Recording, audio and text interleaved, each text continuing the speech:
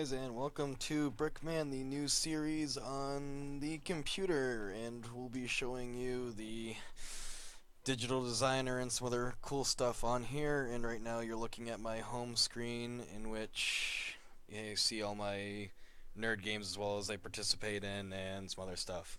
Um, so, no further ado, let's get on with this. So we have, that is Facebook there. Where is the thing? So we have for Lego Digital Designer program, for you, those of you that are interested, if you just type it in the search bar right there, it will show up, and just click on that and it will go right here and pretty much just download the version. I do suggest with this getting, if for your computer or whatever you're using for this, a virus protection program onto your device, because sometimes it's been known to, there could be something that comes off of that, so just be aware of that. I did find that on my computer once, so just be aware of that. When you do open it up, it will go to here, and it brings you to the menu right here, in which it'll show up your creations right here, and you can also open up a new file. For the sake of it, we'll just go to free build for right now to show you guys. So free build, and here you start with just plain old space right there. You can scroll around and show you the different things right here. On the left side here is where all the different styles of bricks are. There's around 1,200 to 1,300 different styles in here, I believe. So you got lots of choices and definitely variance in color. One thing that this does, you need to learn for this, is that you'll notice that a lot of these bricks will start having weird names. So for instance, let's say type in lattice, for instance, or what was it? Lattice. Actually, not my favorite one. Profile brick, and it'll bring in like these types of ones right here. And you just got to get used to learning the names like that. So if you do type in just generalization of gray brick, white, red, you'll still pop up those and you'll see them eventually. The cool thing is, one thing that I didn't learn for a very while using this, but you get some, let's just say, simple base plates here, drag that out, put anywhere you want, bring that there, there you go, making some cool stuff, water over there. Now one thing that's cool with this is when you do that, now some people, when I first thought, I'm stuck on this menu here, so I can't really get much visual around. Well, if you use this button right here, the invert selection, you can move your entire project around, get different angles, bird's eye it, and go around through that. And that's what makes the difference in this very well. On the top left here, there's a clone tool right here. Just click it. Basically clone anything you want, same color. There you go. Then right here, there you have a hinge tool. So where if there's stuff that need to go up or down, let's just say like a police gate, you can use that tool to hinge that. There's a paint tool. You can change the color to different things if you didn't like that, how it is. Then there's the hide tool, delete tool, so if you want to get rid of that, there you go. And the flex tool, so if there's some pieces that can actually flex, then there you go, you're pretty much good to go. Now, if we want to look into, let's just say, I'll show you guys some of the projects that we have going on right now. Go up to here, launch it, and let's see, I'll give you guys a good example. Let's go with the skyscraper. So this one, been working on, still toying with the idea, but could be a hotel or a bank or something interesting, but it's a nice little skyscraper hotel here. And this one's still far from finished, but and one neat thing is, you'll look at the bottom here, is it tells you how many bricks you've used. So this one, 4,223, and a lot. And there's some other projects that have a lot more. This one's pretty basic. I mean, the only bad thing is you can't always look inside the rooms when you're done with it, with this program, so you kind of just have to peek through there and wing it. Or if you always wanted to, you can always take this apart into a different area and have it sectioned so you can actually see the floors individually how you would want it like that. Or you can just memorize it if either way works for you. Um, and that's just one basic idea, and you can go into a lot of detail with this thing. So let's say the neighborhood I made. You can load that. And you can create as many as you want, and as long as you have a good computer with plenty of space, this won't block it at all. One brick was not placed. Okay. And this one, for example, you can get into a lot of cool different detail with this stuff. This is where I start trying out some things here.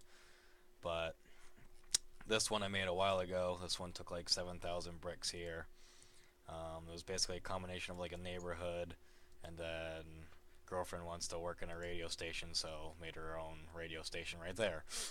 Um, but just trying out some different styles of houses here with garages and like a Persian type house looking thing, a regular farmhouse, some other expensive house with a two-car garage, and then people with like a log cabin type deal over there. And then I just figured I'd give it like a little street perspective there for, how big this actually is. And then that one over here has a pool, and they have the radio station and a street. I do love a lot the middle section though. That's kind of ties it in with that. And you could just add in anything you wanted to with that. Neat thing now with this is, with the program itself, you were able to go on to Lego's site and used to be able to send these ideas in, and they would actually send you the box, make it up for you, make a whole plan, stuff like that, and you could actually have this set. They canceled that a little while ago, unfortunately. However, though, if you really wanted to do what you want to do, there is a tool up here which you can do a building guide mode, in which it will create an instruction book for you. Be warned, if your project is pretty big, it's going to take a while. I had one instruction manual go for about 6 hours to make, so warning on there. Um, Now, what's not important on the instruction guide is the instructions themselves are actually, in my opinion, terrible when it comes to it, because it doesn't create you an ideal thing like you'd see in a normal Lego page. It would pretty much be just blocks would drop down and show where you put it and the way you did it, or it'd be weird. What is important though on it is, if I can find it for you guys, I'll have to find that maybe another time. Um, if you look at the back of any, let's just say here, Google Images, Lego list of parts instructions.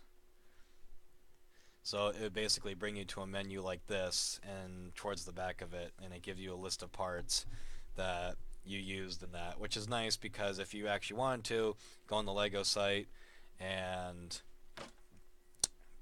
pretty much enter in the number that you wanted to, and you'll have that done for that.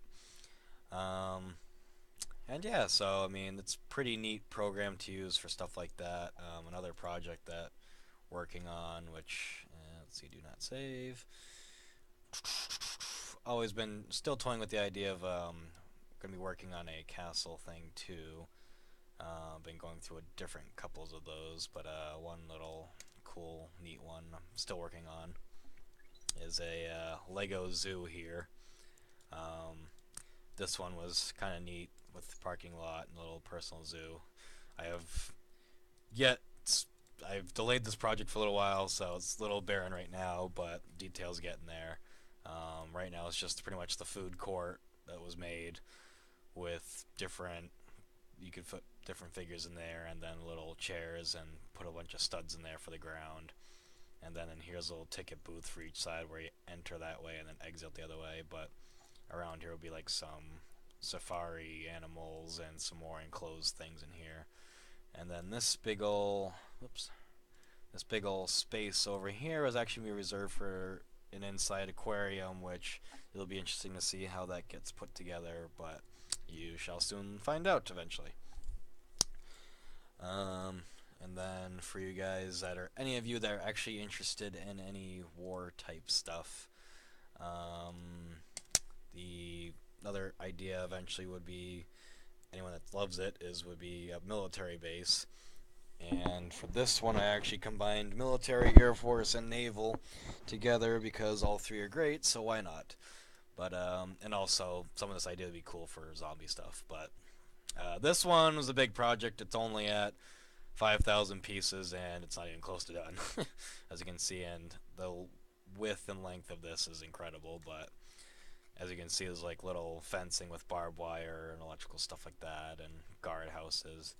This is basically going to be like a HQ for government things. And here you have the runway for the planes, hangars over here for the planes, and helicopter pads. And then you even have the little lift up gates there in case something does go wrong with the plane. But and then over here will be a naval yard eventually. But yeah, so lots of neat stuff. Your mind can pretty much go anywhere and take it as long as you just go through the parts, look at different things. You can explore the stuff. I mean, they've had things on here that I would never even think. I mean, you just look at all this stuff right here, and there's a lot of cool things you can go through. And you can make cars on here, vehicles, buildings, ideas. You can even make your entire city layout on here if you wanted to. That's one thing I wanted to do eventually with this is planning out, but of course it's always better to just have it purely laid out when you have it. But until then, this is Brickman. Hope you guys enjoyed this new addition to our continuation of the Lego world. And we will see you guys next time. Hopefully these projects will be, some more will be completed. I'll have some castle stuff done for you guys. And eventually you guys will actually get to see some of these projects come to life. So until next time, have a good one, guys.